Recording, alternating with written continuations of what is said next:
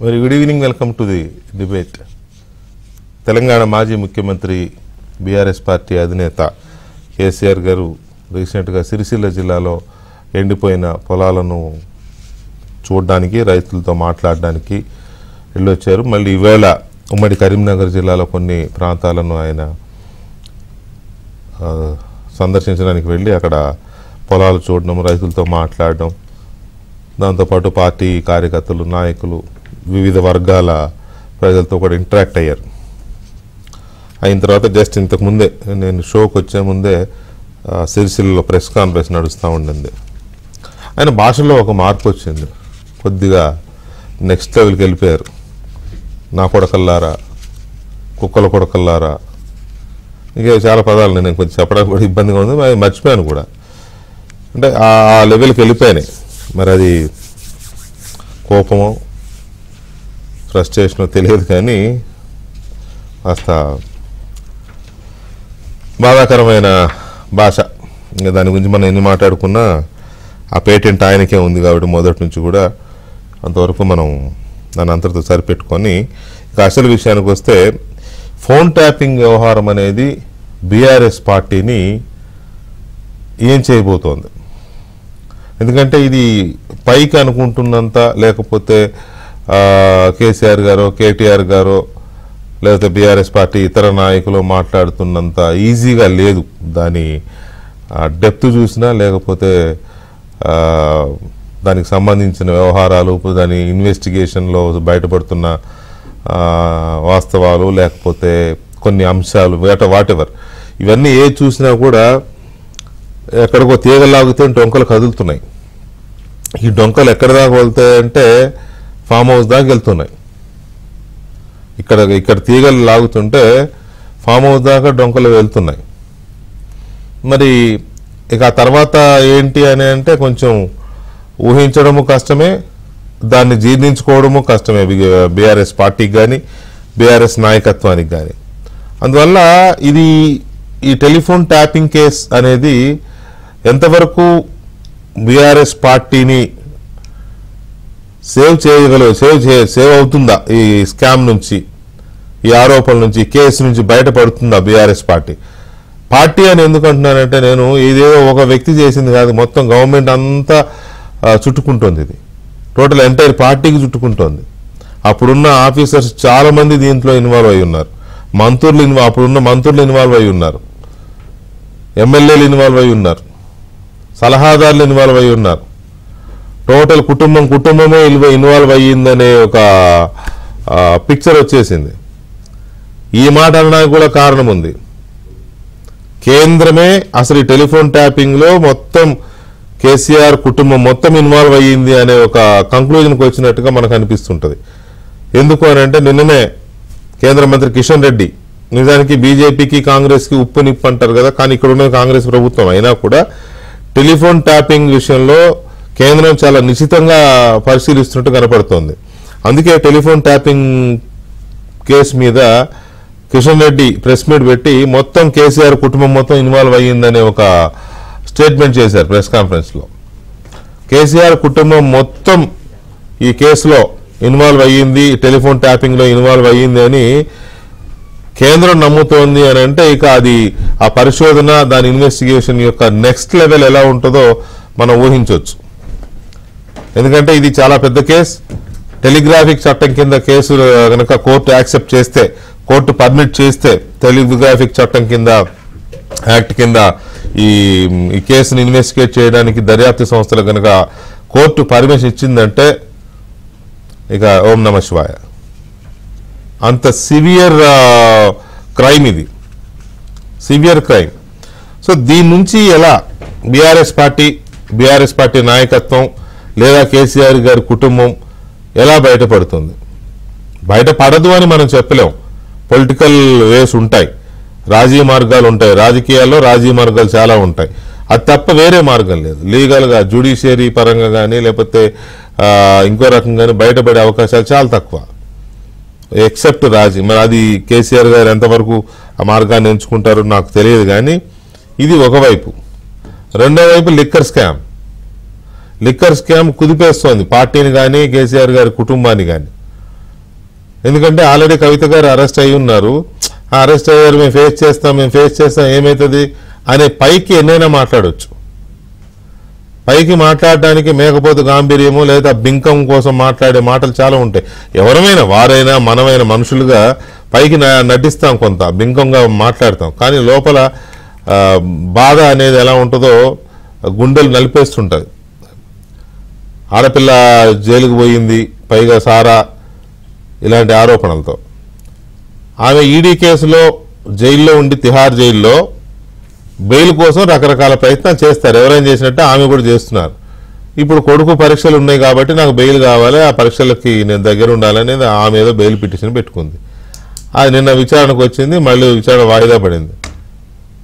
ఇంతలో సిబిఐ వాళ్ళు ఎంటర్ అయిపోయింది. మేము కూడా ప్రశ్నించాలి కవితని, మాకు పర్మిషన్ ఇవ్వాలని చెప్పి వాళ్ళు సిబిఐ ప్రత్యేక కోర్టులో వాళ్ళు పిటిషన్ వేస్తే కోర్టు ఓకే చెప్పేసింది. ఓకే గో హెడ్ మీరు ప్రశ్నించుకొని జైల్లో ఒక మహిళా కానిస్టేబుల్ను కూడా తీసుకెళ్ళేటప్పుడు అని చెప్పి. అంటే ఒక దాంట్లో ఏమన్నా కొద్దిగా రిలీఫ్ అంటే మొత్తం రాదు కానీ బెయిల్ ఏమైనా వస్తుందేమో అని అనుకుంటే సిబిఐ ఎంటర్ అయిపోయింది ఇటు నుంచి.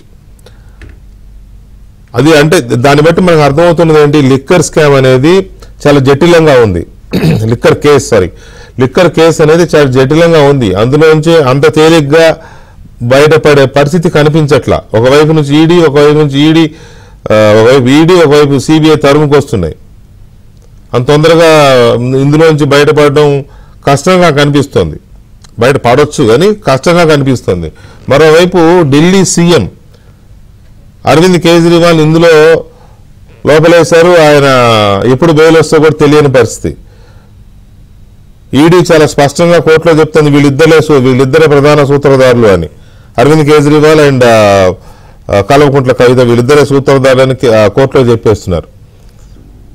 దాన్ని చూస్తే మనకు అర్థమవుతుంది ఏంటంటే, ఒకవైపు ముఖ్యమంత్రిని లోపల వేసిన వాళ్ళు ఎందుకు అంత ఈజీగా కాంప్రమైజ్ అవుతారు సిబిఐ కానీ ఈడీ కానీ.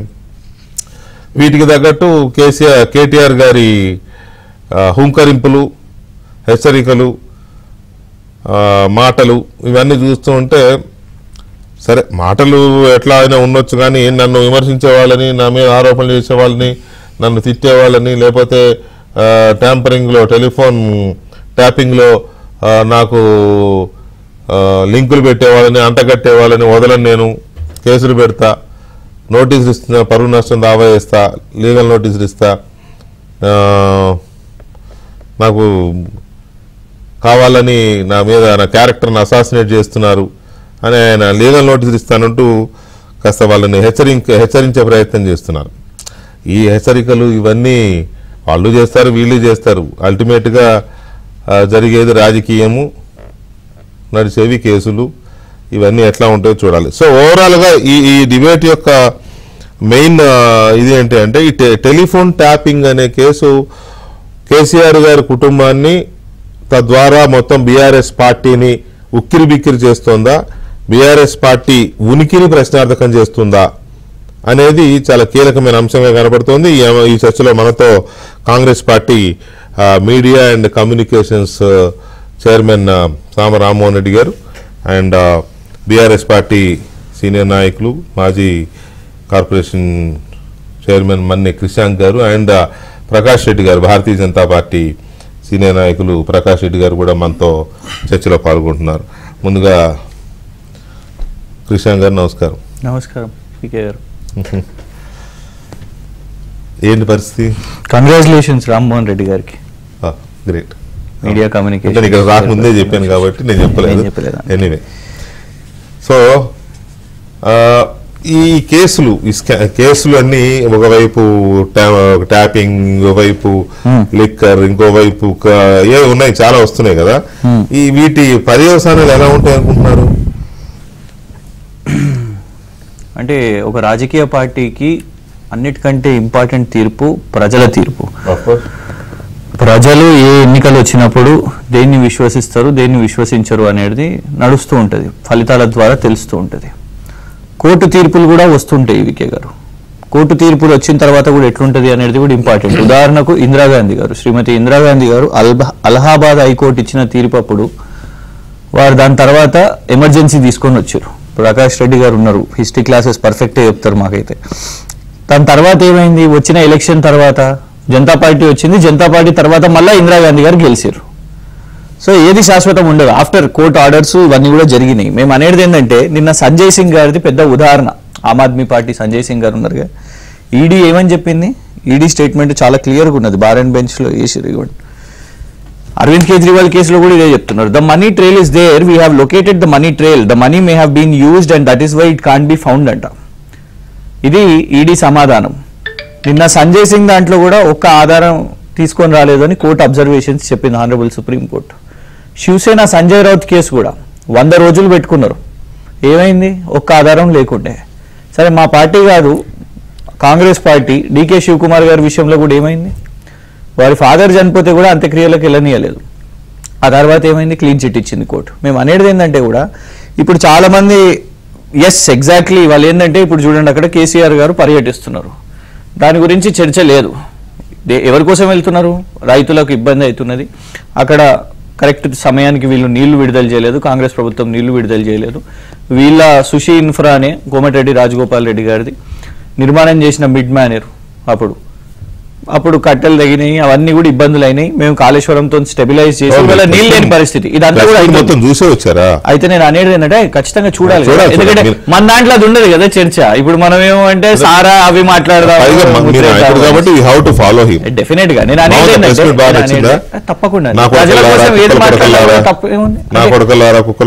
అంటే రేవంత్ రెడ్డి నేను నేర్చుకోను, కానీ ఇవాళ ప్రస్తుత ముఖ్యమంత్రి గారు కూడా అదే మాట్లాడుతున్నారు కదా, మరి సహజంగానే కదా. పేటెంట్ మీది, కాపీ రైట్లు వాళ్ళు కూడా కాపీ కొడుతున్నారు. దానికంటే ముందు ఏం మాట్లాడలేదు.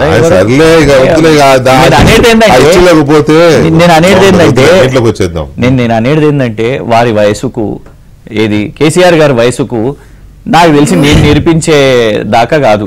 మీరేమైనా ట్రై చేయాలనుకుంటే మీరు లేడు అసలు. I think for his experience he doesn't have to learn కూడా. వికే గారు రేవంత్ రెడ్డి గారు నేర్పియండి, మీకు మంచి సోదరులు కాబట్టి మీరు నేర్పియండి. సో నేను అనేది ఎనీవేస్ వికే గారు నేను అనేది ఏంటంటే ఇవాళ చర్చ ఏం జరగాలి అనేది ఎగ్జాక్ట్లీ ఇవాళ మోదీ గారు కోరుకుంటున్నా, కాంగ్రెస్ కోరుకుంటున్నా. I think they are succeeding in that. దాని రిజల్ట్ మాకు ఇంపాక్ట్ పడుతుందా అంటే ఎస్, నేను అంగీకరించాలి, ఖచ్చితంగా పడుతుంది. ఎందుకు, మేము ప్రతిపక్షంలో ఉండి మాకంటూ ఒక అజెండా ఉంటుంది, వీళ్ళ హామీల గురించి మాట్లాడాలనుకుంటాం, లేకుంటే 10 సంవత్సరాలు నరేంద్ర మోదీ గారి ప్రభుత్వం రిపోర్ట్ కార్డు గురించి మాట్లాడాలనుకుంటాం. కానీ పొద్దున్న లేస్తే వాళ్ళ మేమేం మాట్లాడాలి పరిస్థితి, ఈడీ గురించి, ఐటీ గురించి, సిబిఐ గురించి. నేనే కాదు, జమ్మూ అండ్ కాశ్మీర్ ఫారూక్ అబ్దుల్లా గారికి ఈ 20 రోజుల్లో నోటీసులు వచ్చినాయి, వారు అదే ఎక్స్ప్లెనేషన్ ఇచ్చుకోవాలి. మవ్వా మొయిత్రా గారు ఫైర్ బ్రాండ్, వారికి మొన్న నోటీసులు వచ్చినాయి, వారు అదే మాట్లాడాలి. డిఎంకేలో రాజా గారు సిబిఐ నోటీసులు వారికి వచ్చినాయి, వారు అదే మాట్లాడాలి. శివసేనలో ఒక ఎంపీ నామినేషన్ ఏర్చిండు, మరుసటి రోజు ఇమీడియట్ గా ఈడీ వాళ్ళు ఆయన దగ్గరకు పోయారు, వాళ్ళు అదే మాట్లాడాలి. రాష్ట్రంలో ఉన్న వాళ్ళందరం మేము ఇవాళ అదే చర్చ చేయాలి అనే ఒక ప్రయత్నం. నంబర్ 1 అది. మీరు 3 ఇష్యూలు మాట్లాడారు నా దగ్గర. ఒకటేమో మీరు అంటున్న లిక్కర్ దాంట్లో, ఇంకొకటేమో ఇగోండి ఫోన్ ట్యాపింగ్ గురించి అన్నారు. ఇది గౌరవనీయులు మహేందర్ రెడ్డి గారు ఒక 2 సంవత్సరాల ముందు ఇచ్చిన స్టేట్మెంట్. ఇది Congress leaders phone tapping charges baseless అని డీజీపీగా ఇవ్వడం జరిగింది. ఇవాళ ఎందుకో సైలెంట్ గా ఎందుకో ఉన్నారు, మరి అంటే కుర్చీ దొరికిందనా, పవర్ దొరికిందనా మహేందర్ రెడ్డి గారికి? మరి డీజీపీకి అదే ఆ మాటనన్నా చెప్పండి, రైట్, ఆ మాటనన్నా చెప్పండి, ఇంక్లూడ్ చేయండి. నాకు తెలియదు ఇందులో, నాకు తెలియకుండా జరిగింది కానీ మహేందర్ రెడ్డి గారిని అన్న పాయింట్ కరెక్ట్.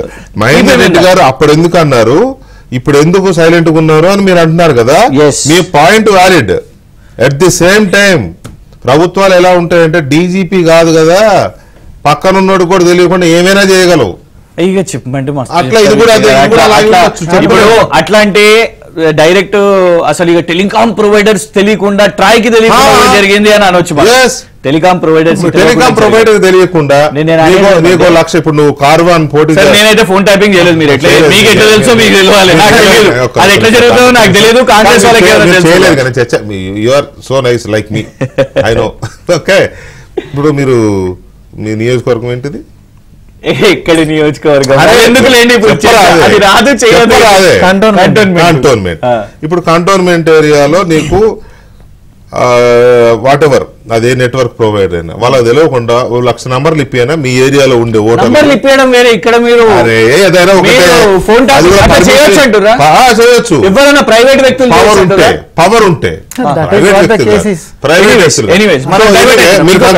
మీరు కంక్లూడ్ చేయండి. మహేందర్ రెడ్డి గారిని ఇందులో పెట్టండి, శివధర్ రెడ్డి గారిని పెట్టండి, వీళ్ళందరినీ కూడా పెట్టి మీరు చేయండి. మేమేం విచారణ వద్దని అంటలేం. మీరు ఇవాళ చేసే పని ఏంటి? మీరు అంటున్నది కాళేశ్వరం అంటున్నారు, ఫోన్ ట్యాపింగ్ అంటున్నారు, అన్ని మీకు ఇదే ఇప్పుడు ఖాళీగా ఉన్నారు కాబట్టి మీరు ఇవన్నీ చేయండి. కిరణ్ కుమార్ రెడ్డి గారి మీద కూడా చేయండి. ఎందుకంటే పొన్నం ప్రభాకర్ గారు వీరు ఆరోపణ వేసిర్రు.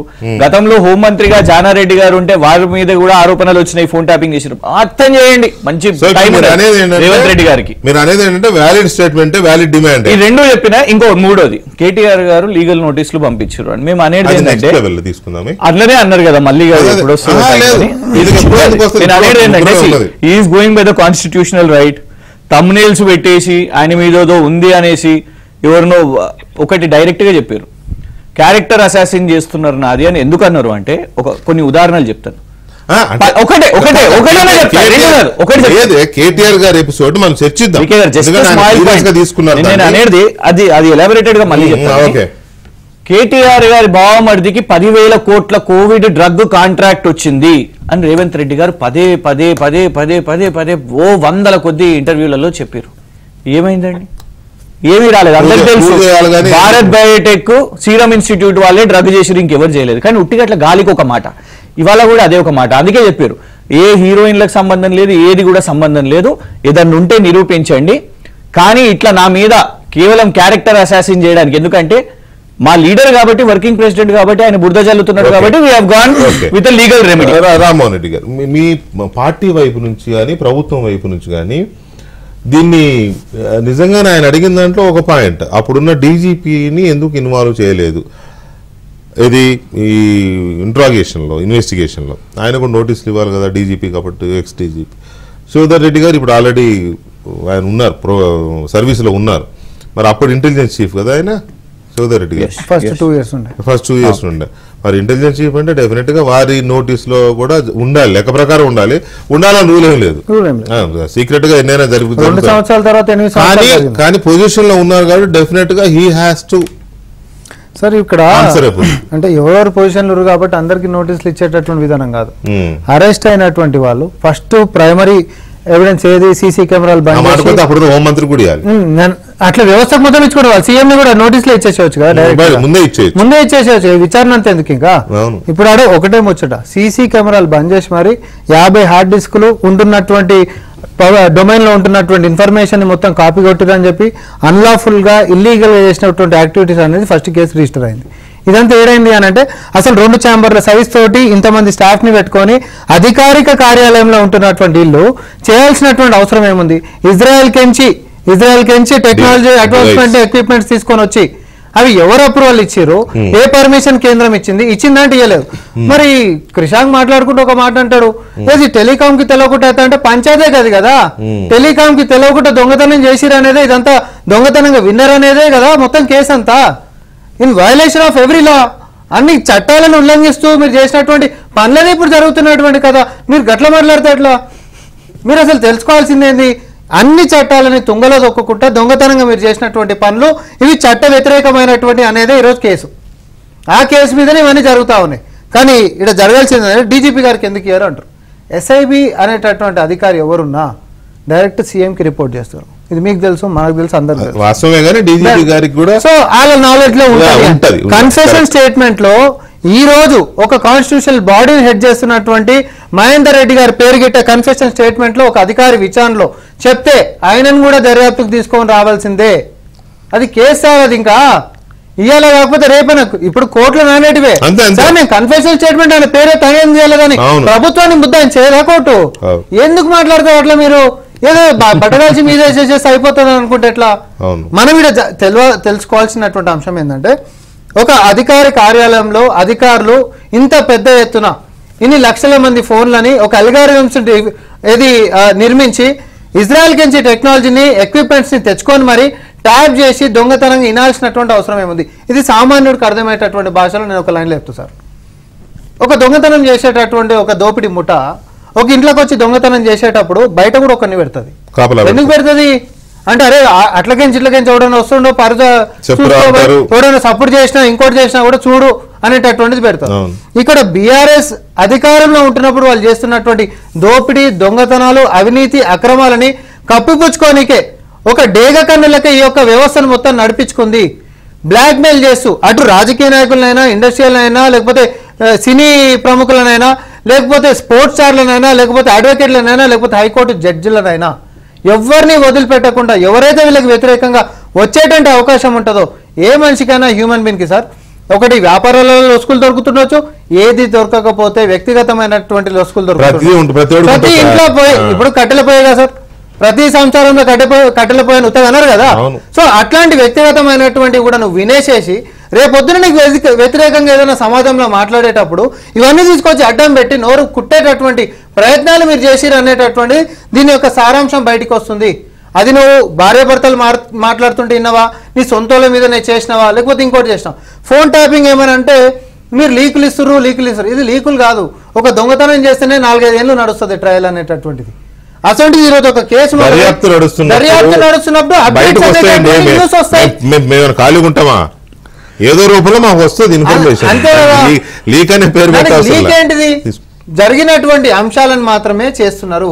అయితే ఇందాక అన్నారు అలహాబాద్ కోర్టు ఇచ్చి ఇందిరాగాంధీ గారు ఎమర్జెన్సీ అన్నారు. మరి సుప్రీంకోర్టు సెటిల్ కూడా చేసింది. మరి ఆ తర్వాతనే తను కంటిన్యూ అయినరు. ఇవన్నీ చరిత్రనే. ఎమర్జెన్సీ నిన్నగాక మొన్న ఇంకొక ఇది వచ్చింది. ఇందిరాగాంధీ టైంలోనే ఇట్లాగే నేరం చేసిన వాళ్ళను తర్వాత ఎమర్జెన్సీ అంటే చాలా సార్ నేను చెప్తున్నా సార్ తర్వాత డిస్క్వాలిఫై చేసిన వాళ్ళని ఓడిపోయిన వాళ్ళని వాళ్ళు గెలిచినట్టుగా అనౌన్స్ చేశారు. ఒకవేళ టెలిఫోన్ ట్యాపింగ్ ద్వారా ఎవరైనా అప్పుడు గెలిచుంటే ఇప్పుడు వాళ్ళని డిస్క్వాలిఫై చేయాల్సి వస్తున్న పరిస్థితి వస్తుందని నిన్ననే సార్ ఏది ఏమున్నా చేసినటువంటి వాడు అధికారిగా దుర్వినియోగం చేసినటువంటి వాడు చేపించినటువంటి వాడు బయటికి రావాల్సిందే కదా. వీళ్ళు బీఆర్ఎస్ వాళ్ళు నిన్నమని ఏం మాట్లాడుతారు అట్లా అంటే పాత ప్రభుత్వంలో కూడా 2004 నుంచి 2014 జరిగిందేమో అంటే నువ్వే అధికారంలో అంటున్నా సార్. సర్టిఫికేట్ ఇవ్వడానికి లేదండి, జరిగి ఉండొచ్చు కానీ 10 ఏళ్ళు మీరు చేసి ఉండాల్సింది. ఇదంతా చేసిన వాళ్ళకి అప్పుడు ఎందుకు ఆలోచన రాలేదు? నిజంగానే గిట్ట మీకు మీ మీద చేసి ఉంటే అట్లా అనుమానం మీకు వచ్చి ఉంటే మీరు కూడా దర్యాప్తు చేసేది అధికారంలో ఉన్నప్పుడు. ఎమర్జెన్సీ అని దయచేసి ఇంకోసారి అనకూరి. ఆ రోజు అటు పరిస్థితులు వేరు. ఒక రైల్వే శాఖ మంత్రిని బాంబు పెట్టి పేలిస్తే ఆసుపత్రిలోకి పోతే ట్రీట్మెంట్ ఇవ్వకుండా అడ్డుపడితే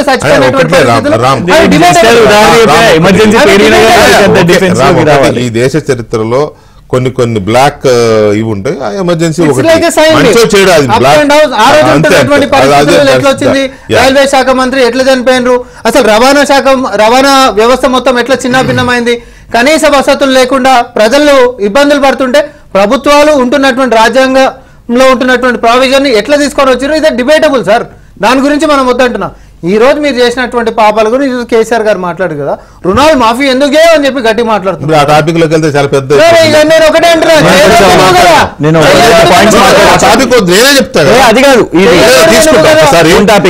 కేంద్రం కూడా. ప్రకాష్ రెడ్డి గారు గుడ్ ఈవినింగ్ అండి. ప్రకాష్ రెడ్డి గారి ఫోన్ ట్యాపింగ్ జరిగిందని, ఆ ఫోన్ ట్యాపింగ్ దీంట్లో whether it is a scam or whatever, దాంట్లో మొత్తం కేసీఆర్ ఫ్యామిలీ మొత్తం అప్పటి ప్రభుత్వం మొత్తం ఇన్వాల్వ్ అయ్యిందని కేంద్రం కూడా నమ్ముతోందా?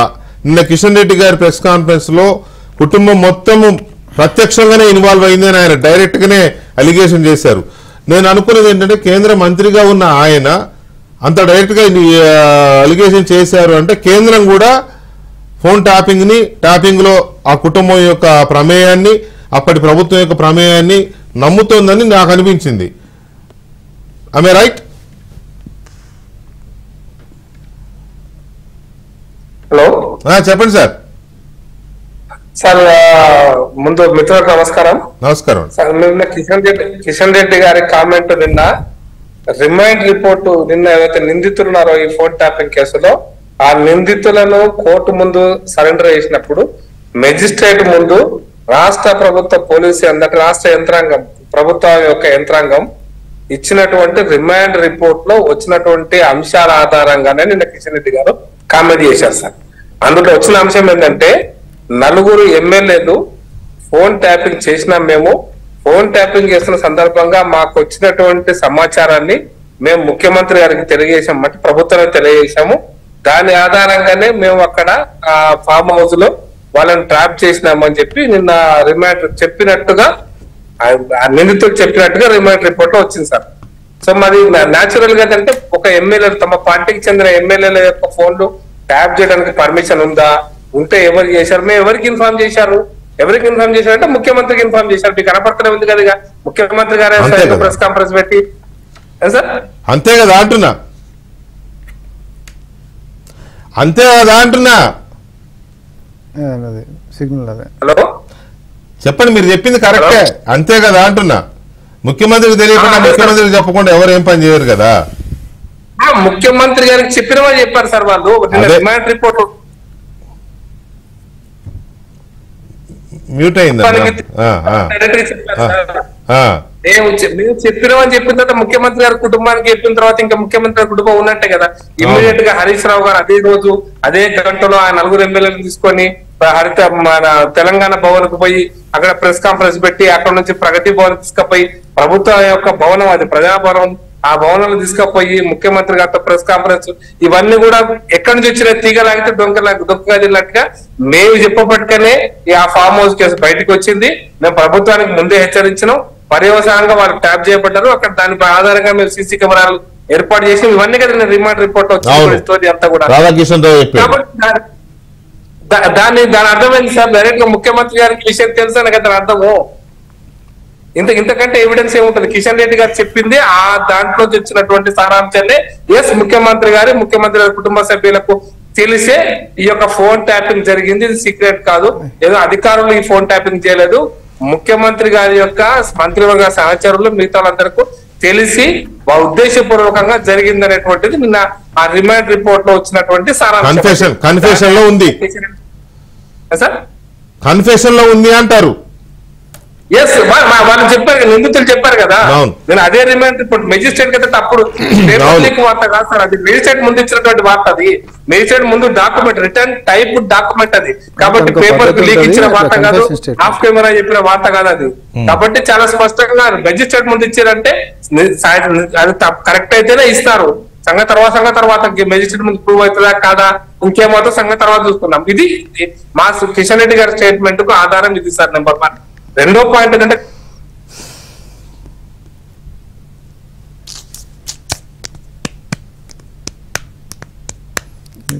మాట్లాడండి. హలో మాట్లాడండి సార్, మాట్లాడండి సార్. కేంద్ర ప్రభుత్వ యొక్క యంత్రాంగాన్ని హోమ్ సెక్రటరీ కానీ హోమ్ మినిస్టర్ కానీ అంటే మేము టెలిగ్రాఫ్ చట్టం మనం చెప్పుకున్నాం, మాట్లాడుకుంటున్నాం 3-4 రోజుల నుంచి కూడా. టెలిగ్రాఫ్ చట్టం ప్రకారము కేంద్ర ప్రభుత్వం నుంచి పర్మిషన్ తీసుకొని సర్వీస్ ప్రొవైడర్ నుంచి సమాచారం తీసుకొని సర్వీస్ ప్రొవైడర్స్ కూడా ఇన్ఫార్మ్ చేయాలి. మేము ఇది ఎందుకు ట్యాప్ చేస్తున్నాం ఈ నెంబర్లు, మాకు అనుమాన నిందితులు వాళ్ళు టెర్రరిస్ట్ యాక్టివిటీలో ఉన్నారు, లేకపోతే ఫలానా దేశద్రోహ యాక్టివిటీలు ఉన్నారు, దేశానికి తప్పు చేయబోతున్నారు, ఇవన్నీ కూడా సమాచారం ఇవ్వాలి సార్. ఇచ్చిన తర్వాత అది కూడా secretary not less than secretary rank officer యొక్క కనుసన్నలోనే జరగాలి ఇదంతా కూడా. అంటే దాని అర్థమైంది సార్, జరిగినటువంటి మొత్తం జరిగింది ఎక్కడ కూడా కేంద్ర ప్రభుత్వానికి సమాచారం లేదు, కేంద్ర ప్రభుత్వానికి కూడా ఎక్కడ ఇన్ఫర్మేషన్, హోమ్ సెక్రటరీకి ఎక్కడ సమాచారం ఇవ్వలేదు, సర్వీస్ ప్రొవైడర్స్ కూడా సమాచారం ఇవ్వలేదు. ఎందుకంటే 1,00,000 ఫోన్లు ట్యాప్ అయినట్టుగానే వాళ్ళు కన్ఫెషన్ లో చెప్పినారు.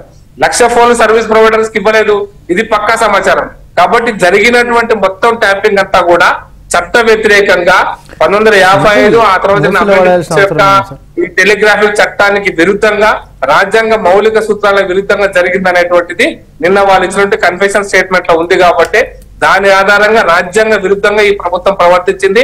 ఈ ప్రభుత్వం చట్టాలకు వ్యతిరేకంగా చట్టాలను చేతులకు తీసుకొని, నేను అదే అడుగుతున్నా ప్రకాష్ రెడ్డి గారు, అడుగుతున్నది కూడా అదే. మీరు ఇదంతా మీరు కూడా చాలా డీటెయిల్డ్ గా ఫాలో అవుతున్నారు, మీ కేంద్ర ప్రభుత్వం కూడా ఫాలో అవుతుంది. కాబట్టి ఈ కేసు ఎక్కడి దాకా వెళుతుంది, దీని పర్యవసానాలు ఎలా ఉండబోతున్నాయి? నేను పర్యవసానాలు ఎలా ఉండబోతున్నాయి అనేది కోర్టు నిర్ణయిస్తుంది సార్, మనంగా నిర్ణయించాల్సింది. బట్ కోర్టు ముందు దర్యాప్తు సంస్థలు ఇచ్చేటువంటి ఎవిడెన్సెస్ బట్టి వాళ్ళకు శిక్షలు ఉంటాయి సార్. టెలిగ్రాఫిక్ యాక్ట్ కొత్త వరకు ఉంటుంది, బట్ కన్ఫెషన్ స్టేట్మెంట్ లో వీళ్ళ ఫోన్లు ట్యాప్ చేసినాము అంటే, నలుగురు ఎమ్మెల్యే ఫోన్ ట్యాప్ చేసినాము అంటే మిగతా అందరూ ఎవరెవరు ఎక్కడెక్కడ ఉన్నారో ఇంకా లోతైన దర్యాప్తు జరపాల్సిన అవసరం ఉండదు సార్. ఇంకా లోతైన దర్యాప్తు జరపాలి. ఎందుకంటే వాళ్ళు మేము దుబ్బాక ఎలక్షన్స్ లో మేము పలానా ₹1 పట్టుకున్నది మేము మా ఆధారంగానే పట్టుకున్నాము, ఐటీ వాళ్ళని అలర్ట్ చేసినాము, పలానా మునుగోడు కాన్స్టిట్యూన్సీ లో పోతున్నప్పుడు 3.5 కోట్లు పట్టుకుని పంపించినాము, ఐటీని మేము అలర్ట్ చేసినాము, ఇవన్నీ కూడా చెప్తూనే ఉన్నారు కదా. నిన్న అరెస్ట్ అయినటువంటి వాళ్ళు, జైలుకు పోయినటువంటి ఆఫీసర్ చెప్తూనే ఉన్నారు కదా. దాని ఆధారంగానే మా స్టేట్మెంట్, దాని ఆధారంగానే జరుగుతున్నటువంటి పరిణామాలు సార్. కాబట్టి ఎక్కడ కూడా కోర్టు జడ్జిమెంట్ ఏమొస్తుంది, దర్యాప్తు మరింత డీప్ గా జరగాలి, మరింత లోతైన దర్యాప్తు జరగాలి.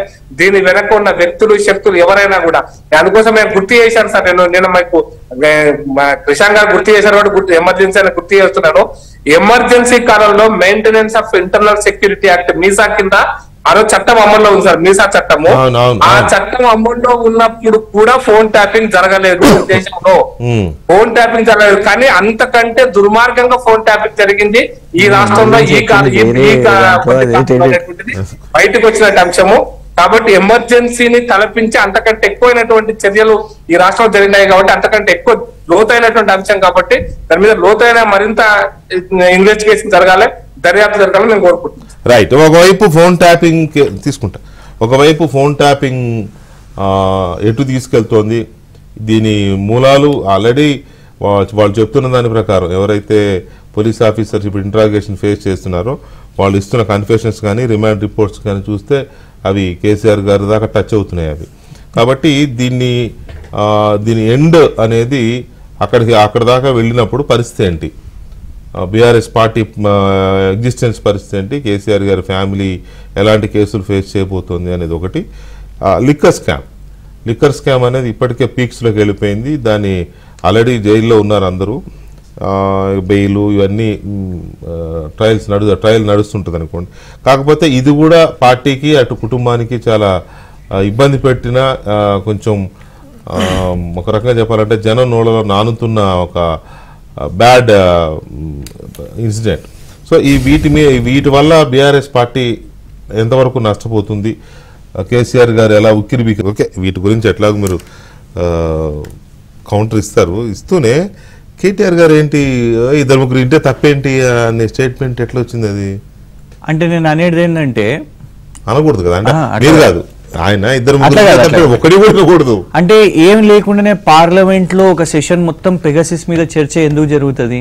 అవును వాస్తవమే జరిగింది కాబట్టి. ఈ రోజు వికే గారు, ఈ రోజు ఏం జరుగుతుంది తెలుసా? ఇవాళ చర్చ ఏదో ఫోన్ ట్యాపింగ్ మన దేశంలో ఫస్ట్ టైం కొత్తగా అది కేసీఆర్ గారే చేసిర్రు, ఇట్లా చేస్తారు ఆ ఫోన్ ట్యాపింగ్ అనేది మాట్లాడుతుంటే చాలా అబ్బా ఎంత సత్యహరిశ్చంద్రులు పెగాసెస్ అనే పదం పార్లమెంట్ లోనే కదా విన్నది. వాళ్ళు కూడా ఇవాళ మమ్మల్ని జరుగుతుంది మేము చేస్తే తప్పేంటని మీరు అనకూడదు, మేము చేస్తున్నామని అంటున్నాం. That is the police department job అని అంటున్నాం. పోలీస్ డిపార్ట్మెంట్ ఇవ్వండి. మహేందర్ రెడ్డి గారి స్టేట్మెంట్ లోనే ఇందులో ఆయన ఎక్స్ప్లెనేషన్ చూడండి. The Telangana police department has been taking all necessary measures as per the provisions of law for prevention of crime, detection of crime and maintenance of public order and peace. The DGP మొత్తం interception of phones and explanation ఇచ్చారు. Fact అండి అది. నేను అనేది police కి government కి అదే కేటీఆర్ గారు చెప్పారు. అయితే ఎవరికి అసాంఘిక శక్తులు అది కేటీఆర్ గారు చెప్పారు. పాపం టార్గెట్ అయింది ఆయన అట్లా చెప్పలేదులే కానీ నేను చేపించిన 2-3 పోలీస్ డిపార్ట్మెంట్ ఏదో 2-3 చేసిర్రు అని అన్నారు. ఇంకొకటి ఇక్కడ 2 విషయాలు మాట్లాడతాను. వీరు అన్నారు అసలు తెలియకుండా చేసిండ్రు, తెలియకుండా ఈ స్టేట్ ఇంటెలిజెన్స్ బ్యూరో చేసిందని. ప్రకాష్ రెడ్డి గారు ఒక మాట కరెక్ట్గా చెప్పారు. టెలిగ్రాఫ్ యాక్ట్ ఏమని చెప్తుంది? టెలిగ్రాఫ్ యాక్ట్లోనే ఆథరైజ్డ్ సిగ్నేచర్ ఎవరు ఉండాలి? హోమ్ సెక్రటరీ ఉండాలి. కేంద్రం హోమ్ సెక్రటరీ అనా, స్టేట్ హోమ్ సెక్రటరీ అనా? మేము అదే అడుగుతున్నాం. ఇవాళ డీజీపీ రవి గుప్తా గారిని కూడా పెట్టండి, ఎందుకంటే అప్పుడు ఆయన స్టేట్ హోమ్ సెక్రటరీ కాబట్టి. మేము ఆయన ముద్దాయిగా పెట్టు అని కూడా అంటలేము. మేము మిమ్మల్ని వీళ్ళని అందరినీ ఈ బ్యాచ్ మొత్తం పిలిచి మాకు తెలియకుండా చేసినని కూడా అనుమానండి ఇప్పుడు ఒకటైతే వాస్తవం. నేను నీతో అగ్రి అవుతానబ్బా. నేను ఇంకోటి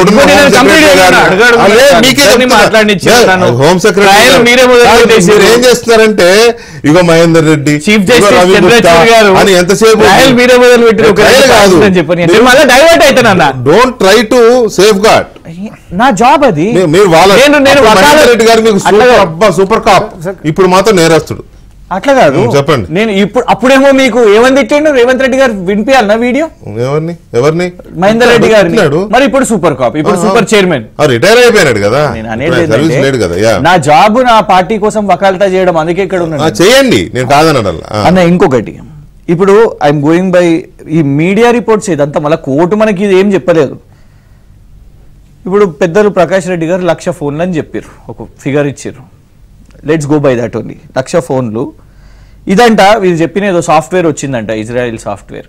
అది ఎన్ని ఎక్విప్మెంట్స్ తెచ్చిరో మాకు తెలియదు, నాకైతే తెలియదు. ప్రెస్ మీట్ పెట్టి ఏమైనా చెప్పిరో పోలీస్ డిపార్ట్మెంట్ అంటే అసలు వాస్తవానికి ఆ 3 నోట్స్లో ఇప్పటి వరకు వచ్చిన 3 అఫీషియల్ స్టేట్మెంట్స్లో అరెస్ట్ల గురించే ఉన్నాయి, కానీ ఏ సాఫ్ట్వేర్ ఎంత ఖర్చు అయింది ఎన్ని వచ్చినాయి ఎన్ని ఎక్విప్మెంట్స్ తెలియదు. వైర్ లో నేను చదివినా, I have those copies. Jupally Ramesh Rao అనే ఇన్స్పెక్టర్ చెప్పిన దాంట్లో ఎంత ఇజ్రాయెల్ పోయి ఇచ్చినాము 5 ఇచ్చినాము. కన్ఫెషన్ స్టేట్మెంట్ బై ఒకవేళ స్టేట్మెంట్ ఇవ్వాలనుకుంటే మస్తు మంది జైలుకి వెళ్ళిపోతుండే. నేను అన్న వకాల్తా కంటే ఎక్కువ నాకు జైలుకు పోయిన అనుభవం ఉన్నది ఉద్యమంలో, కాబట్టి ఏం చేయకపోయినా కన్ఫెషన్ చేసిండ్రు అన్నట్టే చెప్తారు కోర్టుకి ఇచ్చినప్పుడు, వాళ్ళకి కూడా తెలుసు సహజంలే. ఒక పాయింట్ అది. ఇంకొకటి చెప్తానన్నా, ఇక్కడ ఏమనుంది అంటే నేను I'm quoting the wire, media వాళ్ళు రాస్తున్నారు కాబట్టి వైర్ వాళ్ళు ఏమని చెప్పారు అంటే ఇక్కడంట ఒక్కొక్క ఎక్విప్మెంట్ అది ఎట్లా వర్క్ చేస్తుందంట అంటే దాని చుట్టుపక్కన 200 మీటర్స్ రేడియస్ లో వీళ్ళు ఇల్లులు తీసుకున్నారంట. అంటే 1,00,000 మొబైల్ ఫోన్లు చేయనీకి 1,00,000 ఇల్లులు, అంత మ్యాన్ పవరు, అవి ఎక్కడెక్కడ ఉన్నాయి ఆ ఇల్లన్నీ సీజ్ చేయండి ఇమీడియట్ గా. ఇగో మీరు ఇచ్చిరు వాళ్ళ operators, real estate dealers, jewellers, business men, politicians, cinema actors, XYZ. ఆ ఇల్లు మీరు ఎందుకు ఇంకా సీజ్ చేయలేదు? ఎవిడెన్స్ దొరుకుతుంది కదా, పట్టుకోవాలి కదా. 1,00,000 ఇల్లు 200 రేడియస్ లో అంటే తెలియాలి కదా. ఇదంతా ఇప్పటి వరకు ఇదంతా ఒక్కటి కూడా జరగలేదు. Evidence is very important.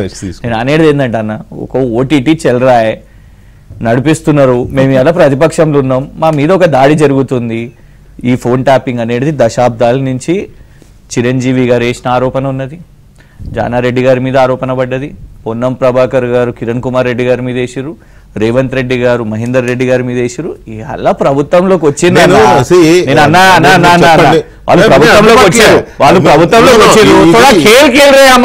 ఎప్పటి నుంచో ఉంది, ఎప్పటి నుంచో ఆరోపణలు చేసుకున్న వాళ్ళు ఉన్నారు, కేసులు వేసుకున్న వాళ్ళు ఉన్నారు, కొంతమంది మీద అలిగేషన్స్ ప్రూవ్ అయినవి ఉన్నాయి.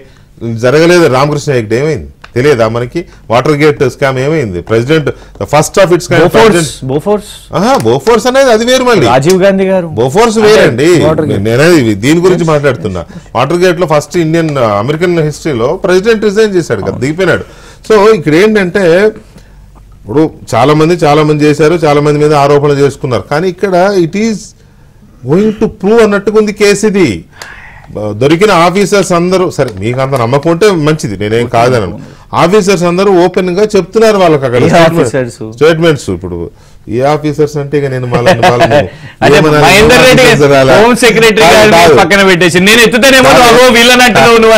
లాలా కిషన్ రావు గాని, అది దుబాయ్ లో ఉన్న ప్రభాకర్ రావు గారు గాని అంటే అన్నమంటారు కానీ ఎలక్షన్ సమయంలో పైసలు పోతున్నాయంటే సీజే చేస్తారు. పోమ్మ తీసుకో చేస్తే బాగానే ఉండు, సీజ్ చేయకుండా తీసుకుపోయి మీ పార్టీ క్యాండిడేట్లకు ఇచ్చి పంచారంట కదా, అది కూడా చెప్పారు. కోర్టు చెప్పలేదు, కోర్టు చెప్పలేదండి.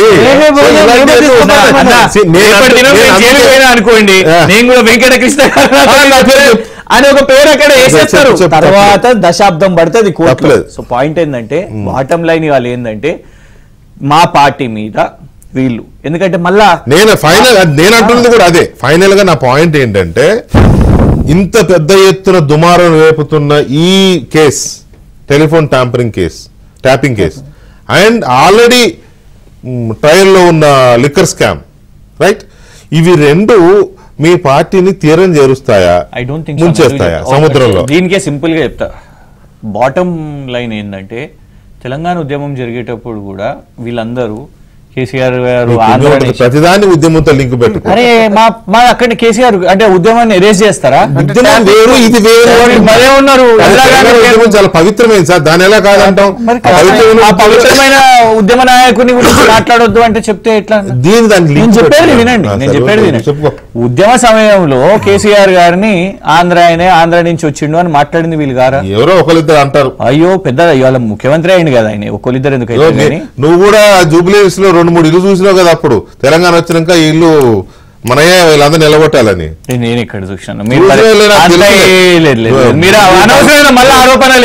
బాల్క సుమన్ మీ బ్యాచ్ వాళ్ళు కొంతమంది అప్పుడు ఓయూ మీరందరూ కొన్ని సెలెక్ట్ చేస్తున్నారు అన్న డిఫమేషన్ వేయాల్సి వస్తుంది మళ్ళీ వేస్తే మళ్ళీ మీరు ముందే నాకే కిరాయి ఇంట్లో చెప్పు. నేను అనేది ఏంటంటే ఆన్ సీరియస్ లైన్ ఈ కొత్త ఆరోపణలు కాదు, వీళ్ళు పైసలు వసూలు చేసిరు, ఉద్యమం పేరు మీద పైసలు వసూలు చేసిరు అని ఎప్పటి నుంచో కూడా చేసిరు. ఇవాళ కూడా మేము అధికారంలో ఉన్నప్పుడు కూడా కేసీఆర్ గారికి చర్లపల్లిలో జైల్లో రూమ్ రెడీ అవుతుంది, చెంచల్గూడ జైల్లో రూమ్ రెడీ అవుతుంది అని అన్నోళ్ళు ఉన్నారు. ఇవాళ వీళ్ళు అధికారంలో ఉన్నారు కాబట్టి డైవర్ట్ చేయడానికి, వీళ్ళ ప్రామిసెస్ నుంచి డైవర్ట్ చేయడానికి, వాటి చర్చ కూడా రాకుండా ఇదంతా ఏదో సినిమా నడిపిస్తున్నారు. ఎదుర్కొంటామన్నా వారిని ఎదుర్కోక తప్పదు, వారిని ఎదుర్కోలేరు, మీరు ఎదుర్కోక పారిపోతారని నేను అనడంలా. కాకపోతే ఏంటంటే దీని నుంచి party and family both safe గా బయటపడగలమని ధీమా ఉందా అంటున్నాను. ఎదుర్కోవాల్సిందే 100% ఉంది అన్న. మస్తు ఆరోపణలు వస్తాయి రాజకీయంలో ఉన్నప్పుడు. రాజకీయంలో చేరుతారా నడి సముద్రంలో మునిగిపోతారా అనేది చర్చ ఉంది. మమ్మల్ని లొంగ తీసుకోవాలని ఎవరైనా ప్రయత్నం చేస్తున్నా కూడా మేము లొంగము, మీ కోరిక అదే కావచ్చు, కాంగ్రెస్ వాళ్ళ నరేటివ్ అదే కావచ్చు. ఇవాళ వరకు అయితే లొంగ తెలియదు కదా, లొంగేడిదే ఉంటుంటే మేము జైలుకి పోతాం అట్లా బూతులను తిడతాడు లొంగలే. మేము అనేది ఏంటంటే బీజేపీకి కాంగ్రెస్ కి మేము లొంగం, వాళ్ళకేం understanding. Right, okay right. Rammohan గారు మీరు ఇప్పుడు ఆయన చెప్పిన దాని ప్రకారం మేము ఫేస్ చేస్తాం, ఇవన్నీ ఫ్యాబ్రికేటెడ్ ఇంచుమించు అదే. ఇప్పుడు ఆయన చెప్పిన దాంట్లో ఇదేంటంటే ఫ్యాబ్రికేటెడ్ లేదా మ్యానిపులేటెడ్, మమ్మల్ని ఏదో ఇరికించాలని, ఏదో మమ్మల్ని ప్రతిపక్షంలో ఉన్నాం కాబట్టి మా జీవితాలతో ఆడుకోవాలి, మా పార్టీతో ఆడుకోవాలనేది ఇదంతా అందరు కలిసి చేస్తున్న ఒక కుట్ర అనే దాంట్లో సెన్స్ వచ్చేలాగా.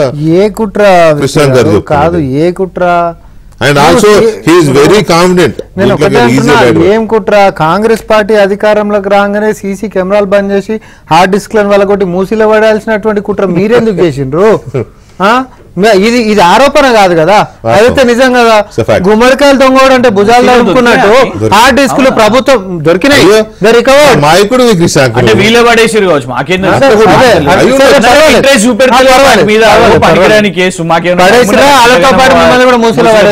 రేవంత్ రెడ్డి గారు ఇంటి ఒకటి వెంకటకృష్ణ గారు అంత ఇంట్రెస్ట్ చూపినప్పుడు పరువు నష్టం దావాలో కేసులు దాకా ఎందుకు అవి కూడా వదిలేయాలి.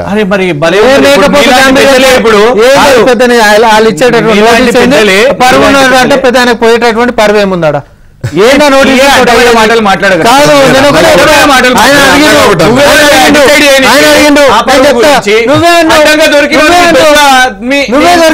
ప్రెసిడెంట్ దొంగ అడ్డంగా దొరికిన విమర్శించుకోండి కానీ ఎందుకు కేటీఆర్ గారి గురించి మాట్లాడాలి? నేను మాట్లాడినా రేవంత్ రెడ్డి ఒక పెద్ద లఫుట్ నేను మాట్లాడినా? నేను ఇక్కడ కూర్చున్నప్పుడు నా లీడర్ గురించి మాట్లాడుతాను.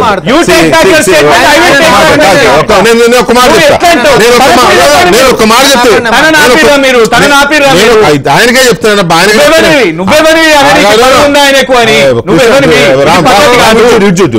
పాసింగ్ రిమార్క్ పడనీకున్నామా మేము? అంటే ఇందుకే సన్నాసి అంటాడు ఈయన కూడా అట్లా. అంటే ఒక మాట విను కృష్ణ బ్రదర్, ఒక మాట. ఇప్పుడు ఆయన అన్నది అన్న మీరు సారా అన్నారు పడ్డం, వాళ్ళు యూట్యూబ్ వాళ్ళు అన్నారు పడ్డం, నువ్వు కూర్చొని ఇక్కడ ఆయనకు పరువున్నదా అని అంటే సారా అన్నది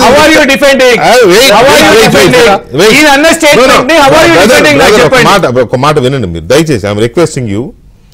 సారా అన్నది అన్పార్లమెంటరీ కాదు, లిక్కర్ ని సారానే అంటారు, మద్యం అంటారు. లేకపోతే అన్న అన్పార్లమెంటరీ కాదంటే నేను కాదు చెప్పేది వినండి. అది కూడా అన్పార్లమెంటరీ కాదు. ఒక్క నిమిషం ఆగన్నా. నా కొడుకు అన్నది అన్పార్లమెంటరీ కాదో అన్నవాళ్ళు డిసైడ్ చేసుకోండి, మీ విజ్ఞత మీరు పరిశీలించుకోండి. నేను దాని గురించి కూడా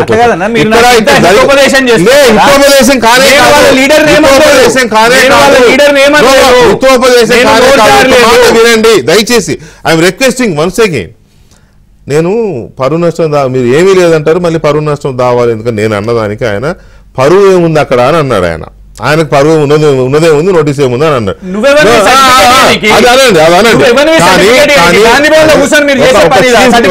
ఒక చీఫ్ మినిస్టర్ ని లఫూట్ అని అనడం నేను అదే అన్నా, నేను అనలేదు. నేను అన్నానా అనేసి అనమంటారా అంటే ఆయన కూడా అన్నాడు కదా డైరెక్ట్ పరువు ఉన్నదేమో అక్కడ పోవడానికని పట్టుకోవచ్చు, అడ్డంగా దొరికిన దొంగ కదా, అది కూడా ఇందులో భాగమే కదా, ఆ కేసు కూడా పోలేదు, అది కూడా ఇందులో భాగమే. ఫోన్ ట్యాపింగ్ కాదు, అది ఏకంగా మంచిగా వీడియోలు పెట్టి రికార్డ్ చేసి ద్వారానే ట్రేస్ అయింది. అది కుక్కతో ఎప్పుడు వంకరనే ఉంటది, దాని రాయితో చక్క చేద్దాం.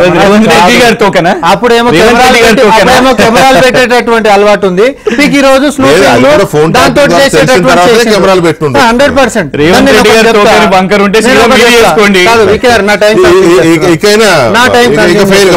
ఎందుకంటే ఆయన ఎంతసేపు అరిచినా గీ పెట్టినా లేకపోతే తలకాయ కిందికి కాళ్ళ మీదకి పెట్టి వీళ్ళందరూ కలిసి తపస్సు చేసిన ఇలా జాతకం అంతా బయటపడ్డది కాబట్టి ఆ మూసీ నదిలో వీళ్ళు డిస్ట్రాయ్ చేసినటువంటి ఎక్విప్మెంట్స్ పడేసిండ్రు. నువ్వు దొంగతనమే చేయకపోతే కాంగ్రెస్ పార్టీ అధికారంలోకి రాగానే అవన్నీ డివైజెస్ ని బ్రేక్ చేసి సీసీ కెమెరాలు బంద్ చేసి ఉన్నటి మొత్తం కూడా విధ్వంసం చేసి పడాల్సినటువంటి అవసరం ఏమొచ్చింది? ఎవరి డైరెక్షన్ లో చేసిండ్రు? ఇది ప్రశ్న. ఒక అధికారి చేస్తున్నటువంటిది విధులు చేసేటటువంటి దుర్వినియోగం చేసినట్టే ఎవరి డైరెక్షన్ మీద చేస్తాడండి? అధికారిక కార్యాలయం ఎవరి డైరెక్షన్ మీద చేస్తాడు? ఏ సపోర్ట్ చూసుకొని చేస్తాడు? దాని వెనకాల ఉంటున్నటువంటి సన్నాసోడు మరి డీజీపీ గడ్డమోడు మరి. నేను ఒకటి అంటున్నా, నేను వ్యవస్థలో జరుగుతున్నటువంటి దాని గురించి అడ్రస్ చేస్తున్నాను. నేను వ్యక్తిగతం మాట్లాడట్లే. కానీ మీరు నేను చెప్తా, మీరు ఏదో అడ్డగోలుగా మాట్లాడుతుంటే ఊపిరేటాడు ఉంటాడు. నేను అంటున్నా ఫ్రస్ట్రేషన్ తోటి పాపం బీపీలో వచ్చి పోతాడు. ఈ రోజు మాజీ ముఖ్యమంత్రి గారు మాట్లాడినటువంటి మాటలు బీపీలో వచ్చేటటువంటి బాగుండాలని కోరుకుంటాం. విచారణ మీరు ఆరోగ్యంగా ఉండాలి. రేవంత్ రెడ్డి గారు వచ్చిపోతారా అట్లా ఆయన పెద్ద సక్క మాట్లాడారు మొన్న 2 రోజుల ముందు.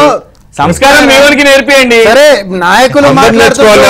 తెలంగాణలో ఆల్మోస్ట్ అందరూ నేర్చుకోవాలి. రామ్మోహన్ గారి ఏజ్ లో డబుల్ ఏజ్ కేసీఆర్ గారికి వీరేదో ఏజ్ కంటే కూడా ఎవరు ఏజ్ ని ఎవరు గౌరవిస్తున్నారు, ఎవరి పదవిని ఎవరు గౌరవిస్తున్నారు, ఎవరి ఉన్నతాన్ని ఎవరు గౌరవిస్తున్నారు? లేదు, పోయింది ఎప్పుడో గంగలో కలిపేశారు. ఒకసారి let us confront to the subject.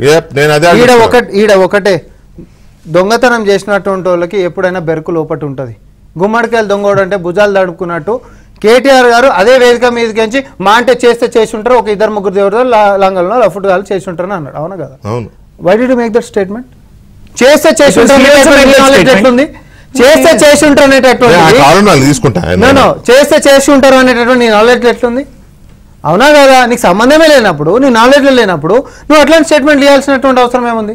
నువ్వు అట్లాంటి స్టేట్మెంట్ ఇచ్చినప్పుడు నీకేదో సంబంధం ఉందా అనేటటువంటి అనుమానం నాలాంటి వాళ్ళకి కాదు, సర్వసభ్య సమాజానికి కలుగుతుంది ఎవరికైనా.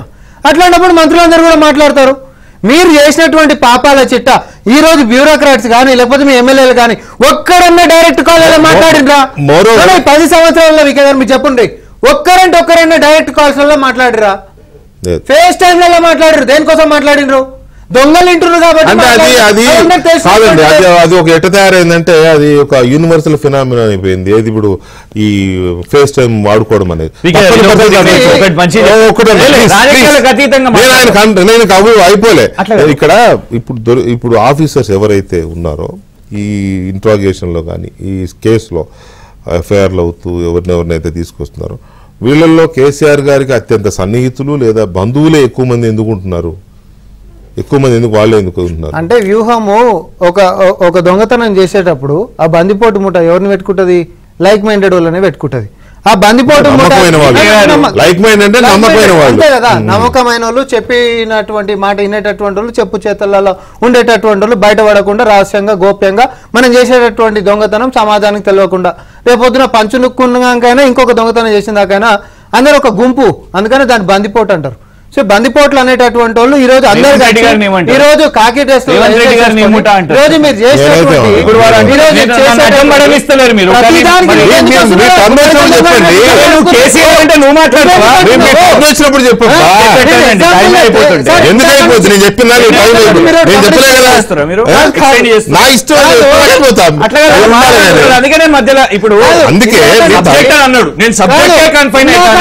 నాకు ఒకటి అర్థమైతలే. నేను ఒక ఉదాహరణ ఎఫ్ఐఆర్ ఇస్తే కూడా ఆయన ఎగిరిపోతున్నాడు. గురించి దొంగల గురించి బందిపోట గురించి మాట్లాడితే నువ్వే దుస్పందిస్తున్నావు. నేను బందిపోట్ల గురించి మాట్లాడితే నువ్వు స్పందించావు. ఇప్పుడు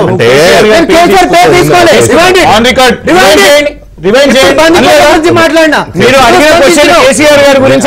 అడిగితే కేసీఆర్ గారి ఫ్యామిలీ బంధువులు లేకపోతే సన్నిహితులు ఎందుకుంటున్నారు అని చెప్పిన మాట వాస్తవం. నేనేమి చిన్న పిల్లవాడిని మీరు ఇక్కడ తెచ్చిపెట్టి కూర్చోబెట్టి నా పార్టీ నాయకుడిని అనాలని కూర్చోబెట్టలేదు. సామారామోహన్ రెడ్డి గారికి కొమ్ములు ఎక్కినాయి కదా అనేసి వారు ఏదో వద్దు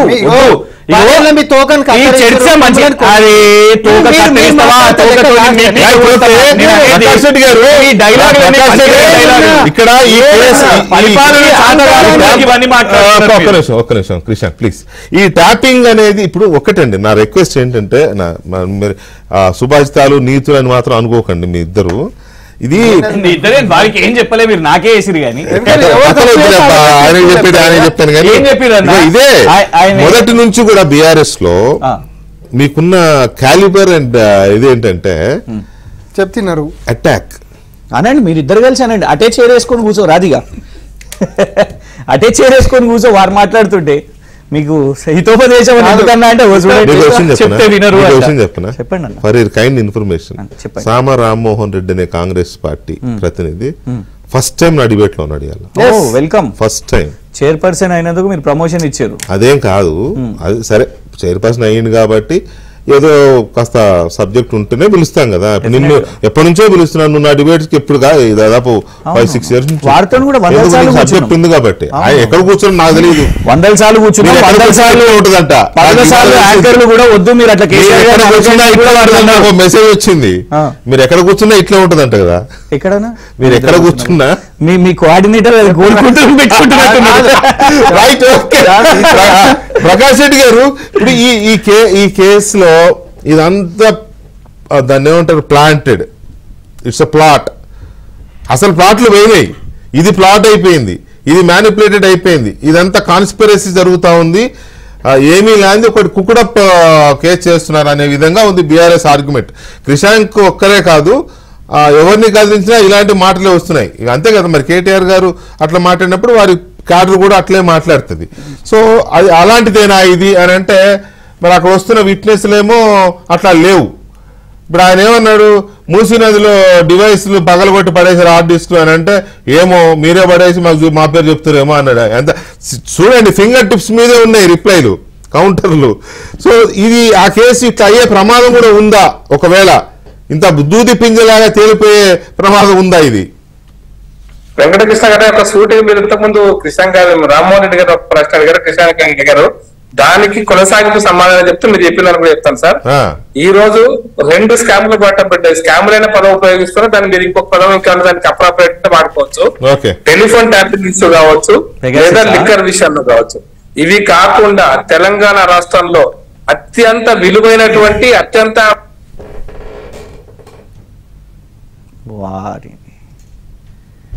మీ ఫోన్ కి ఏదో పెగాసిస్ వైరస్ వచ్చినట్టుంది ప్రకాష్ రెడ్డి గారు, క్లీన్ చేసుకోండి ఫస్ట్ అది. సార్ వెంకటేశ్వర గారు చెప్పండి సార్. భూ కుంభకోణం కూడా చాలా పెద్దది సార్.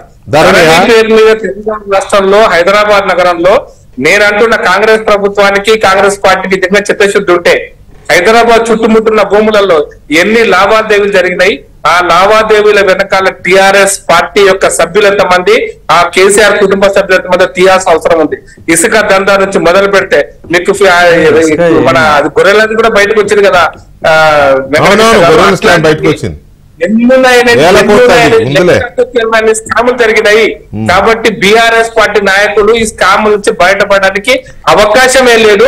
ఖచ్చితంగా నిజంగా చిత్తశుద్ధితో కనుక ఎంక్వైరీ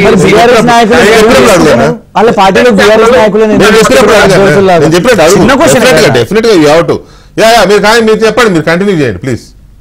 చాలా స్కామ్లు ఉన్నారు. ఫిష్ చేపల పెంపకం కావచ్చు, గొర్రెల పెంపకం కావచ్చు, దళిత బంధు విషయం కావచ్చు, ఇండ్ల విషయం కావచ్చు, హైదరాబాద్ చుట్టూనటువంటి అత్యంత విలువైనటువంటి భూములు, అది మియాపూర్ కావచ్చు, గుట్టల బేగంపేట కావచ్చు, రోడ్ నెంబర్ 12 కావచ్చు. నేను చిత్తశుద్ధి ఉంటే కాంగ్రెస్ పార్టీకి ఈ దర్యాప్తు వెనకాల వేల కోట్ల రూపాయలు, లక్షల కోట్ల రూపాయల కుంభకోణం ఉంది, అది కాళేశ్వరంతో సహా. నేను అనుకుంటున్నా కాంగ్రెస్ పార్టీ కాంప్రమైజ్ అవుతుందా, దర్యాప్తు చేస్తుందా, సమయం కోసం వేచి చూడాలి మాత్రం చెప్పాల్సి. కృష్ణాకి ఏదో క్వశ్చన్ ఉందట మిమ్మల్ని అడగడానికి. ఇప్పుడు సైదిరెడ్డి గారిని ల్యాండ్ గ్రాబర్ అని బీజేపీ వాళ్ళే అన్నారు. ఆరూర్ రమేష్ గారి మీద అయితే విపరీతంగా ఏంటంటే విమెనైజర్ అనే అలిగేషన్స్ సోషల్ మీడియాలలో మొత్తం అటాక్ చేశారు. బీబీ పాటిల్ గారిని కాంట్రాక్టర్, మొత్తం కాంట్రాక్ట్ లీనకే వస్తున్నాయని కూడా బీజేపీ వాళ్ళు అన్నారు.